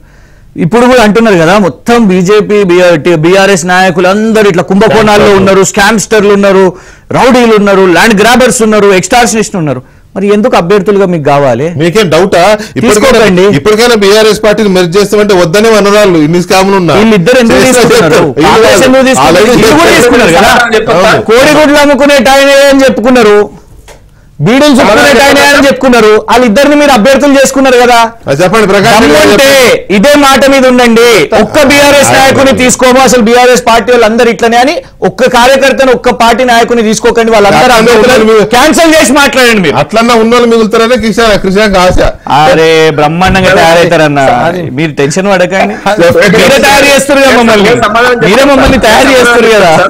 చెప్పండి, బీకే గారిని హ్యాండిల్ చేసినాక ఎంత రాజకీయాలు చేయగలుగుతాం, చేయలేమా ఈ రాష్ట్రంలో? బరాబర్ చేయగలుగుతాం. కృష్ణ గారు, తమ్ముడు కృష్ణ కూడా సమాధానం చెప్పాలి. ప్రశ్నే కావచ్చు కానీ, రాజగోపాల్ రెడ్డి ఎలక్షన్ జరుగుతున్నప్పుడు మునుగోడులో కిషాన్ గారే నాకు బాగా తెలుసు, చాలా టీవీ డిస్కషన్స్ లో నాతో పాటు కూడా వచ్చాడు. 18,000 అని రాసుకున్నటువంటి టీ షర్ట్ మీద వచ్చాడు. 18,000 కాంట్రాక్ట్ ఇచ్చింది కాబట్టి రాజగోపాల్ రెడ్డి బీజేపీకి వచ్చాడని చెప్పి వారే ప్రచారం చేశారు. మరి 18,000 కోట్లు ఉన్నదా లేదా, ఇప్పుడు ఏం జరిగింది, 18 కోట్లు మీకున్న సమాచారం ఏదో తెలంగాణ ప్రజలకు చెప్పాలి సార్. ఎందుకంటే వాళ్ళు అక్కడ మునుగోడు పోయినారు, మళ్ళీ కాంగ్రెస్ పార్టీకి పోయినారు, ఎమ్మెల్యే అయినారు. నాది ఇక్కడ ఇంకొక ప్రశ్న, బిల్లు పేమెంట్ కావాలంటే ఏకనాథ్ షిండే కూడా అవుతారు. మీరు అన్నట్టు నాది ఇంకొక ప్రశ్న కూడా ఉంది.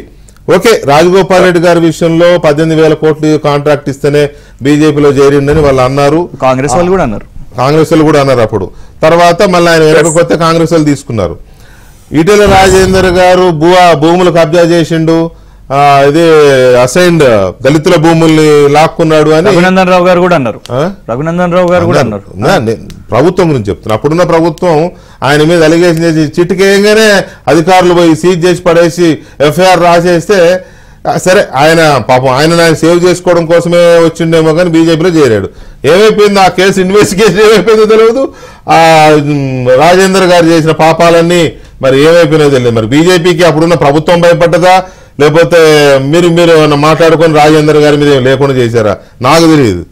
అక్కడ మాత్రం బీజేపీ బీఆర్ఎస్ డౌట్స్ వచ్చినాయి. హైకోర్టులో ఉంది, అది కోర్టులో ఉంటది, అట్లే ఉంటది ఇక కోల్డ్ స్టోరేజ్. వెంకటకృష్ణ గారు, న్యాయ వ్యవస్థ బలంగా ఉంటుంది. ఇప్పుడు రేవంత్ రెడ్డి గారు ఏసీబీ కేసు కూడా ఏమైందో కూడా మనం ఇప్పటిదాకా మనం చర్చించుకోవట్లేదు.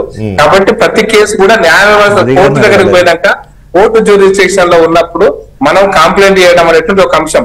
మీరు అన్నట్టు మిగతా మా పార్టీలో వాళ్ళ విషయంలో కూడా ఏ కేసులను కూడా కాంగ్రెస్ పార్టీ దర్యాప్తు చేయొచ్చు. మా పార్టీలకు వచ్చిన వాళ్ళని కూడా వాళ్ళ మీద కూడా అటువంటి కేసులు ఉంటే పెట్టాలని నేను డిమాండ్ చేస్తున్నా.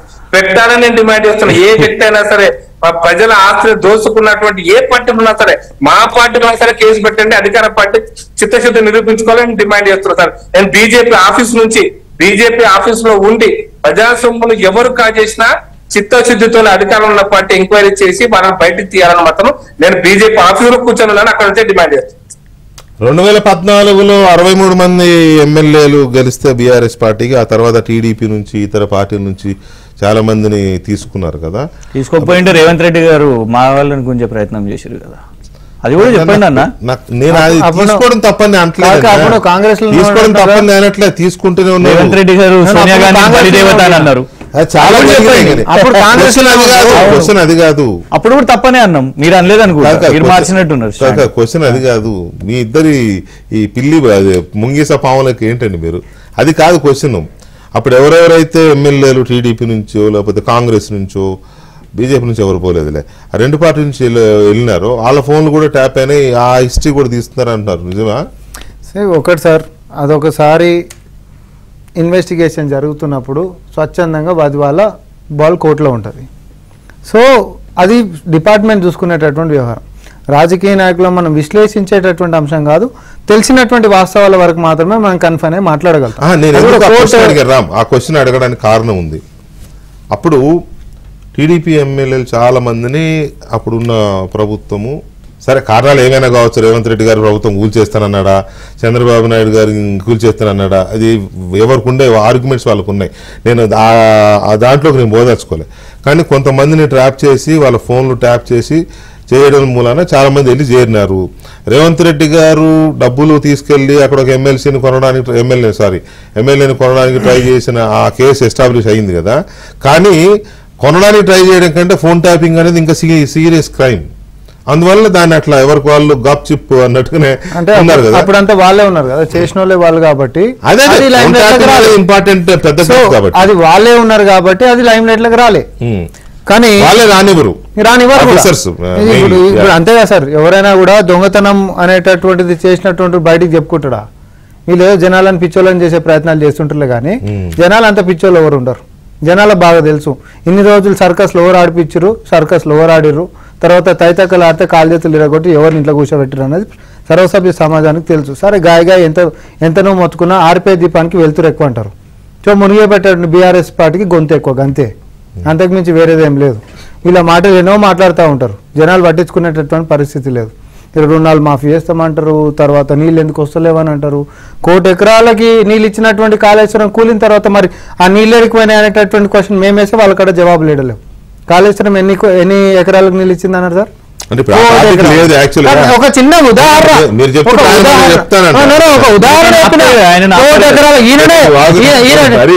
టీషర్ట్ల మీద ఇప్పుడు బొమ్మలు వేసుకొని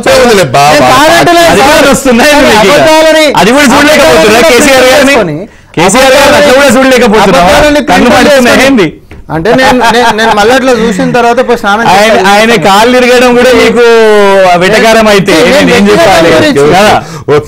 ఒకటి సార్, ఒకటి వెంకటకృష్ణ గారు, బీఆర్ఎస్ పార్టీ ఎన్నికల కంటే ముంగట కూడా ఇట్లాంటి సర్కస్లే చేసింది. నిజాలు చెప్పేటటువంటి అలవాటు వీళ్ళకి ఎప్పుడు లేదు. వీళ్ళు చేసుకొచ్చినటువంటి ప్రతి విధానంలో కూడా విభజించేటటువంటిది, దోసుకొని తినేటటువంటి తప్ప ప్రజలకు పనికొచ్చేటటువంటి ఏ ఒక్క అంశం అన్నా ఉండేనా?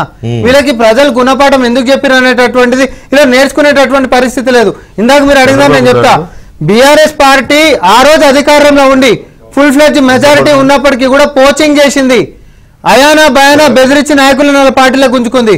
కానీ కాంగ్రెస్ పార్టీ పోచింగ్ ఏం చేస్తలేదు. బీఆర్ఎస్ పార్టీ అనేది నేషనల్ గా కూలిపోతుంది, మునిగిపోతున్న పడవ సార్, మేము ఉండం దాంట్లో అని అంటే దీంట్లో కూడా అందరూ మేమేం తీసుకుంటలేం, సెలెక్టివ్ గానే మేము పోతున్నాం. ఒక మాట చెప్పండి ఫైనల్ గా. ఇప్పుడు ఆయన ఇందాక అన్నది ఏంటంటే ఇదంతా ప్లాంటెడ్, మ్యానిపులేటెడ్, ఫ్యాబ్రికేటెడ్ కేసు అని కదా ఆయన అంటున్నది. ఒకటే చెప్తా సార్, దొంగతనం రెడ్ హ్యాండెడ్ గా దొరికిన తంబాన్ని కట్టేసి 4 వీక్తుంటే నేను చేయలేదు అంటాడు, నేనే చేసిన అంటాడు, నేను చేయలేదని అంటాడు. సో మీరు అనేది ఏంటంటే ఇది కేసు పక్క వాళ్ళు చేయించింది పక్క, తంబాన్ని కట్టేసి కొడుతుంటే నేను చేయలేదు సార్. తెలంగాణ యాస భాషలో పోవాలంటే గంట మటుకు మినిమం పోవాలి కదా సార్. కేసీఆర్ గారు నేర్చుకున్న ప్రజల భాషలో మాట్లాడాలంటే ఇట్లా ఉంటది. ఎట్లా పోతే నాగలు ఎట్లా కోర్టు నిర్ణయిస్తారు సార్, నిజంగా తప్ప కోర్టు నిర్ణయిస్తారు సార్, మనకెందుకు దర్యాప్తు సంస్థ దర్యాప్తు చేస్తే. కోర్టు భాష మాత్రం వదలరే, చేస్తారు మళ్ళీ కోర్టు భాష మాట్లాడితే కోర్టు భాష మాత్రం వదలరు. సార్ మేము వివరణ ఇవ్వాలి. నేను ఒకటి చెప్తా, కాంగ్రెస్ కవిత గారు లిక్కర్ అమ్ముతుంటేనో పైసలు ఎక్స్చేంజ్ చేస్తుంటేనో మేము చూసినట్టు మేము ఏడ మాట్లాడలే. అదే కుంభకోణంలో 2 సంవత్సరాల నుంచి అరెస్టులు జరుగుతుంటే ఈమె పేరు అఫిడవిట్లలో కోర్టుల ముంగట వస్తున్నప్పటికీ, ప్రస్తావనలో ఉంటున్నప్పటికీ, అసలు అనుమానం వస్తేనే అరెస్ట్ చేసేటటువంటి అధికారం ఉంటున్నటువంటి చట్టంలో అధికారులు కవితమ్మ గారిని మాత్రం ఎందుకు కాపాడుతున్నారని మేము అనుమానం వ్యక్తం చేసి బీజేపీ బీఆర్ఎస్ కి లింక్ పెట్టాం. కానీ ఆమె చేసింది ఆంధ్రలో చేసింది నేనేమంటలేము. ఎందుకు అట్లా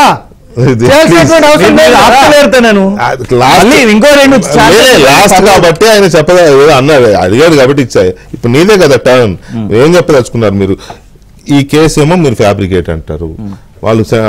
నాకు ఇప్పుడు ఆశ్చర్యకరం ఏంటంటే నిన్నటి నుంచి నేను నిజంగానే డిబేట్ ఇంత సీరియస్ గా తీసుకోవడం కారణం ఏంటంటే లోకల్ గవర్నమెంట్ కంటే సెంట్రల్ గవర్నమెంట్ ఎక్కువ రియాక్ట్ అవుతోంది. బికాజ్ ఫ్యామిలీ మొత్తం దీంట్లో ఉంది అని అన్నారు అని అంటే they believe KCR and his family members are involved in this phone tapping అనేది వాళ్ళు మాట్లాడుతున్నారు. అది ఆ స్థాయిలో జరుగుతూ ఉంటే దీని సీరియస్నెస్ ఎక్కువ ఉంటుంది. సరే కోర్టులు వాళ్ళు అంటారు మీరేమో ఫైట్ చేస్తామని మీరు అంటారు, మీరు ఫైట్ చేస్తారు వాళ్ళు కోర్టులు అంటారు. ఇది కాదు ఇష్యూ ఇక్కడ. బీఆర్ఎస్ క్యాడర్లో మరి ఆ ఫీలింగ్ ఎలా ఉంది అనేదే నా డౌట్. ఉంటుంది చెప్పండి. అది కూడా బీజేపీలోకి పోతున్నట్టు కాదు. మహారాష్ట్రలో అజిత్ పవార్ అయినా లేకపోతే అస్సాంలో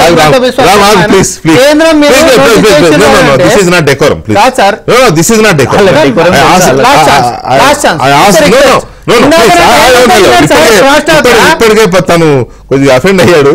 ఓకే, ఎందుకంటే నాకు అందరూ ఒక్కటేనా. ప్లీజ్ క్రిషాన్. నిన్న గౌరవ్ వల్లభ్ అని మల్లికార్జున్ ఖార్గే గారి దగ్గర చాలా దగ్గర ఉంటారు సన్నిహితులు, వెళ్ళిపోయారు. మిలింద్ దియోరా గారు వెళ్ళిపోయారు. దేశవ్యాప్తంగా కాంగ్రెస్ నాయకులు వెళ్ళిపోతారు. అట్లానే కాంగ్రెస్ పడిపోతుంది కూలిపోయిందని అంటామా మేము? నేను అనేది ఏంటంటే ఒక రాజకీయ వ్యవస్థలో ఒక పార్టీ స్టార్ట్ అయినప్పుడు ఇవన్నీ కూడా ఎదుర్కొంటాం. కేసీఆర్ గారు ఒక్కరు పోరాడతారు, అవసరమైతే ఇంకొక కొత్త వాళ్ళు వస్తారు, వెళ్ళిపోయేటోళ్ళు దానం నాగేందర్ లాంటి వాళ్ళు, రంజిత్ రెడ్డి లాంటి వాళ్ళు, ఎక్కడ అధికారం వస్తే అటుపోయేటోళ్ళు ఉంటారు. కొత్త లీడర్లు అయ్యేవాళ్ళు కొత్త లీడర్లు అవుతారు. కేశవరావు గారు లాంటి వాళ్ళు. ఎందుకంటే పొన్నాల లక్ష్మయ్య గారు వెళ్ళిపోతున్నప్పుడు చచ్చిపోయే సమయానికి నీకు అవసరమైనా అన్నది కూడా రేవంత్ రెడ్డి గారే. అన్ఫార్చునేట్లీ కేశవరావు గారి గురించి నేను మా సంస్కారం అట్లా కాదు, నేను రేవంత్ రెడ్డి గారు లాగా అట్లా మాట్లాడాను. కానీ కేశవరావు గారు ఏ వయసులో పోతారో కూడా మాకు తెలుసు. మేము అనేది ఏంటంటే వీకే గారు, మా పార్టీ వీటికి ఈ కేసులకు భయపడదు. ఉద్యమంలో కూడా కేసులు వేసిండ్రు. మేము ఉద్యమం మాట్లాడదు కదా, మేము ఉద్యమం గురించి కానీ మళ్ళీ నాకు అడ్డుపడకండి. రాంగ్ ఇంటర్ప్రిటేషన్ తీయొద్దు. ఉద్యమం చాలా పవిత్రమైంది. ఇటువంటి స్కాములకి దాన్ని లింక్ పెట్టొద్దు. మనం కేసీఆర్ గారు ఉద్యమాన్ని నడిపినాడు, మీరందరూ ఉద్యమంలో పాల్గొన్నారు. ఫర్ దట్ మ్యాటర్ మేమందరం పాల్గొన్నాం, మనందరం దీక్షలు ఈ కేసుల్ని స్కాముల్ని వాటికి లింక్ పెట్టొద్దని గారు. ఇవాళ కూడా కేసీఆర్ గారు ఒక పార్టీ నడిపిస్తున్నారు, పబ్లిక్ ఇష్యూస్ మాట్లాడుతున్నారు, పబ్లిక్ వాళ్ళ దగ్గరకు వస్తున్నారు అంటే అది కూడా ఒక ఉద్యమమే. టిఆర్ఎస్ ఇక నుంచి రాజకీయ పార్టీ ఉద్యమం కాదు.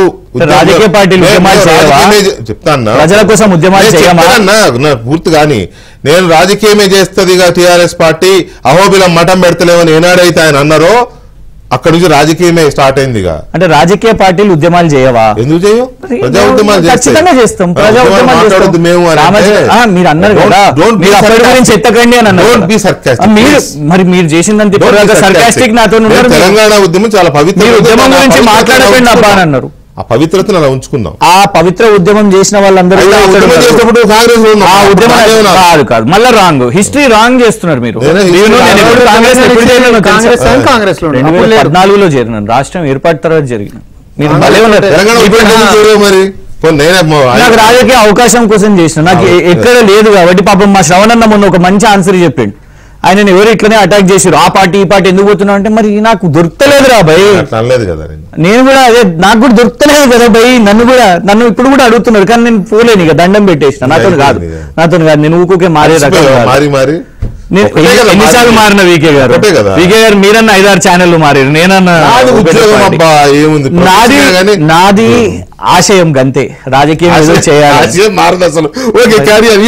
నా పాయింట్ ఏంటంటే నేను అనేది కాంగ్రెస్ కానివ్వండి ఆ అవకాశం,